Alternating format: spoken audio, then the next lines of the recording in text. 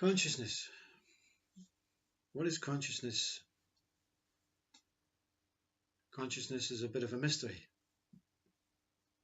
Mind can't give it any attention.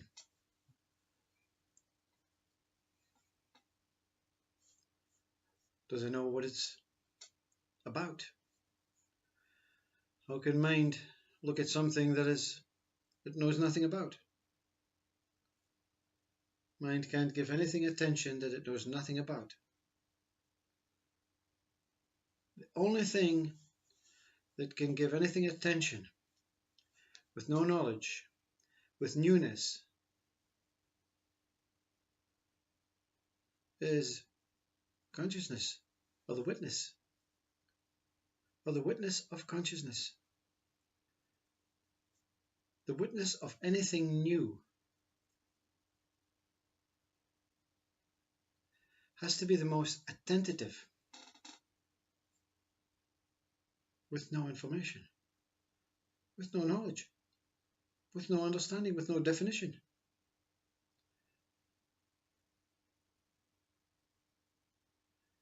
Laughter.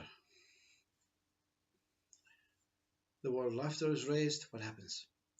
Mind puts in pictures, emotions, sounds, past experiences, stories about laughter.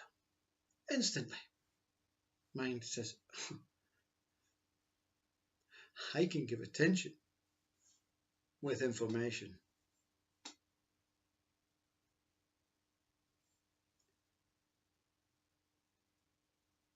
So what does mind know about consciousness? Pictures? No. Sounds? No. I can recite some things that I don't really think I have experienced, but I've heard other people, saints, gurus,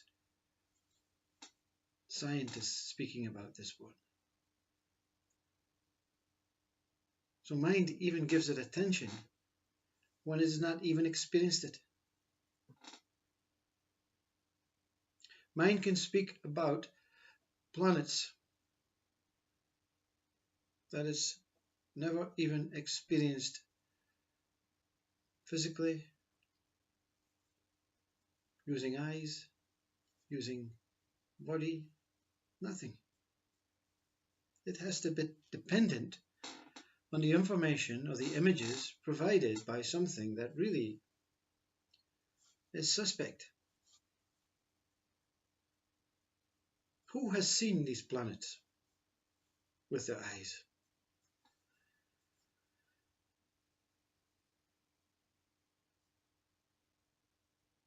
It's pure speculation. Mind is pure speculative. It's only working with information from other sources.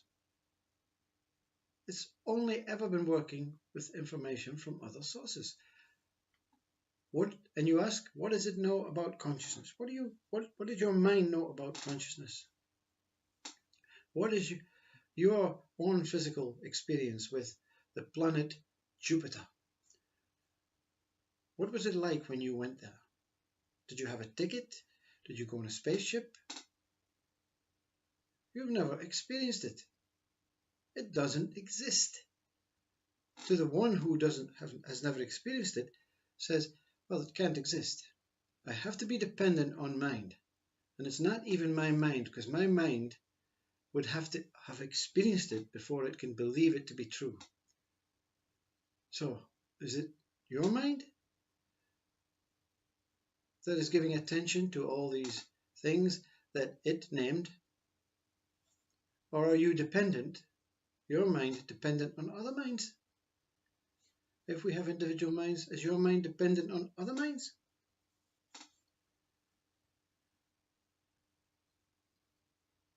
I don't know if you get this. You have experienced an aeroplane. You have maybe been on an aeroplane. Therefore, you know that this aeroplane, albeit it's simply a name, is real.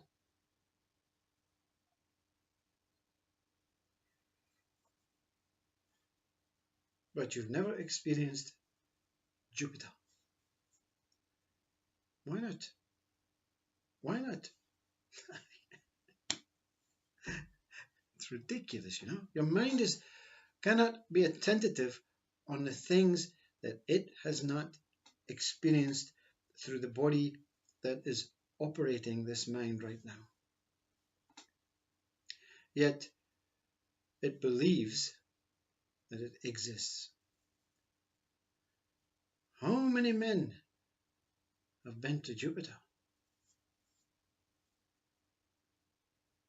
How do you know if space exists?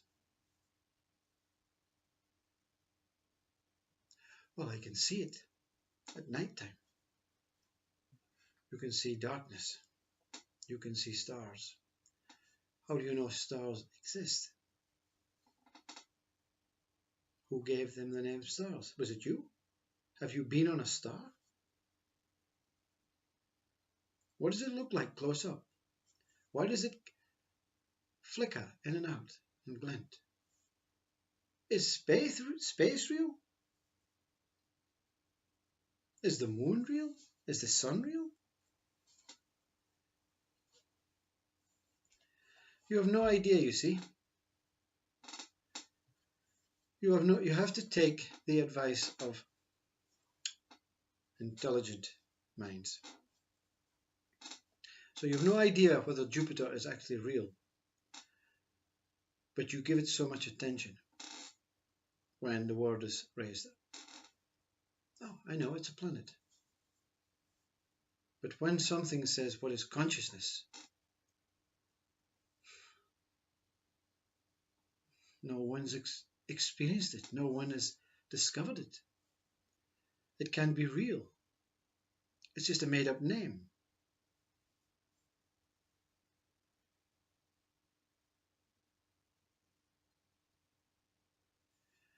You're dependent on everything in this external world to be explained by something else so that you don't have to go there. Don't have to worry about experiencing. And it's so far away, Jupiter. But when you have the opportunity whilst in a body to experience the essence of all life, Jupiter may be included, all life, consciousness, all life, all universes within yourself, you deny it. Mind denies it, you see. Mind only trusts other minds.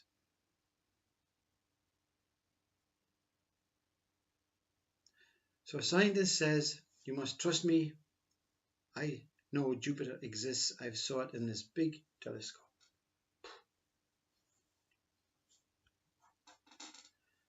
When a saint, Upanishad Vedanta says, I experienced total consciousness.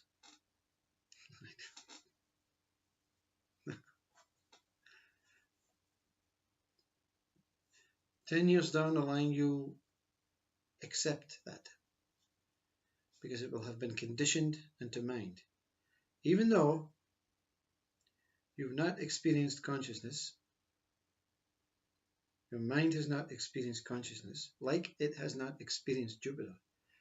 It will have heard it so many times that it will have programmed it into its own computer system. And you will be speaking at schools about consciousness. It's a wonderful thing. It's great. It's within, it's out with, it's everywhere.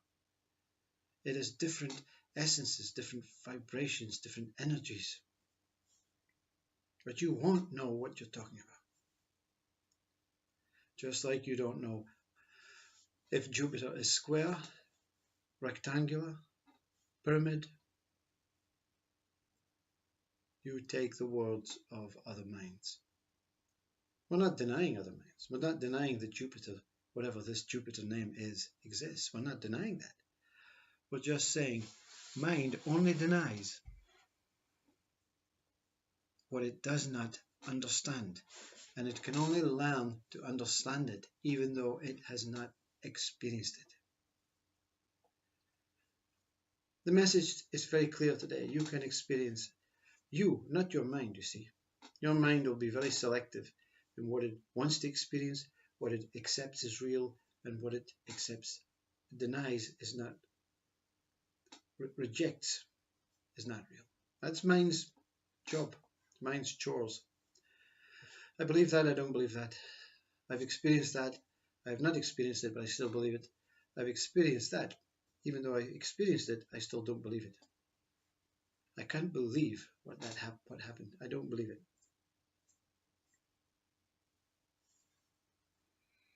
You, not mind,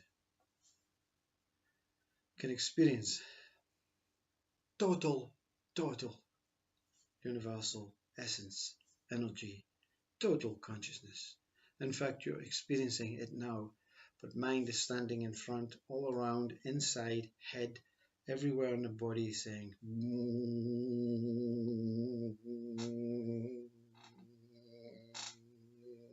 noise.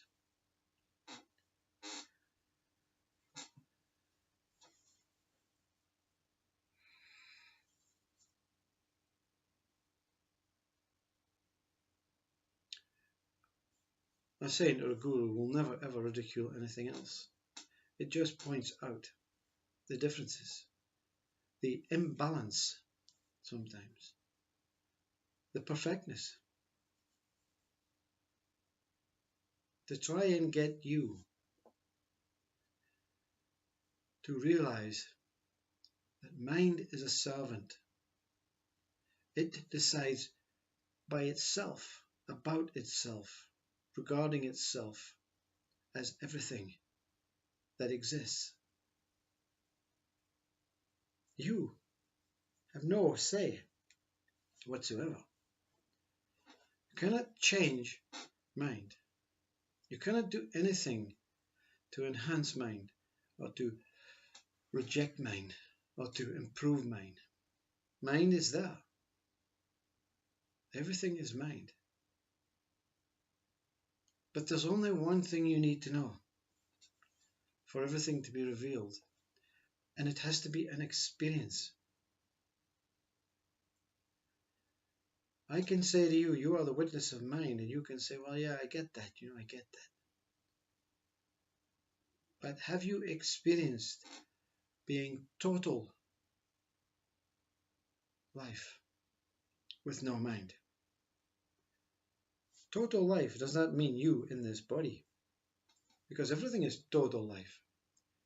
Have you experienced beyond your body, going within, out with, to experience being everywhere-ness? So that mind is seen in the distance as something very small, very insignificant, but very worthwhile to keep you alive in this body. Have you experienced for one moment what it is to be the witness of the whole universe, the whole galaxy, with no telescope, no mind, no planet names, no ideas about space, universe, stars, simply being,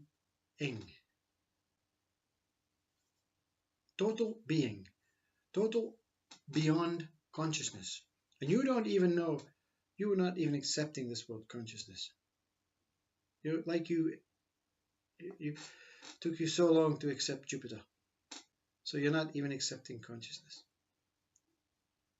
So how can you be something that's not really here? How can you be something that's not really here? You have to be something that's not really here to know that something exists that's not really here. You have to know yourself.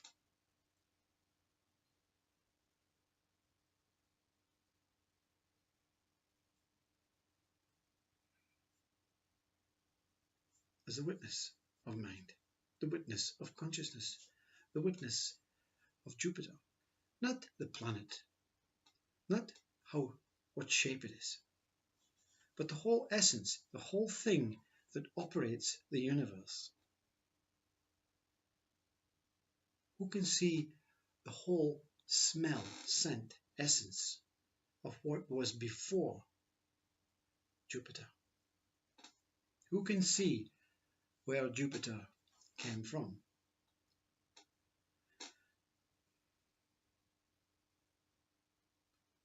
Who is this who that can see that is witnessing the who that is witnessing the who that can see that is witnessing the who that's witnessing the who that's witnessing the who that can see that?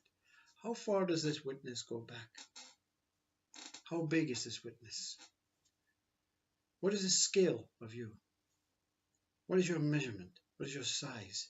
Consciousness is of no substance, inexplainable. You cannot be something other than lesser than that.